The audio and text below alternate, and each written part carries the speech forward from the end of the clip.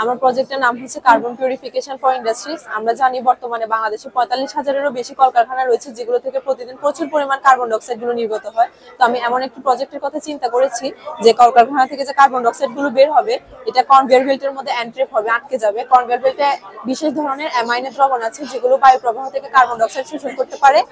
আপনি দিনের বেলা কলকারখানায় সোলার প্যানেল যুক্ত করলে সোলার প্যানেলের মাধ্যমে কনভেয়ার বেল্টটা ঘুরবে, আর রাতে যদি কলকারখানা চলে তাহলে ব্যাটারির সাথে যুক্ত করতে পারেন। এটি যখন ঘোরা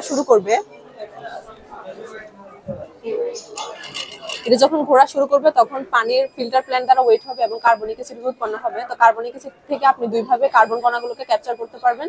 স্ফুটনাঙ্কের মাধ্যমে -74.6°C উত্তপ্ত করবেন, অথবা যে ফিল্টারিং মেশিন আছে ওইটার মাধ্যমে কার্বন কণাগুলোকে ক্যাপচার করতে পারবেন। কার্বন কণা ক্যাপচারের মাধ্যমে যে একটা কার্বন ক্রেডিট নামের নিউ থিম আছে, যে কার্বন ক্রেডিটের মাধ্যমে আপনি বিশ্ববাজারে কার্বন ক্রেডিট বিক্রি করতে পারবেন। ধন্যবাদ।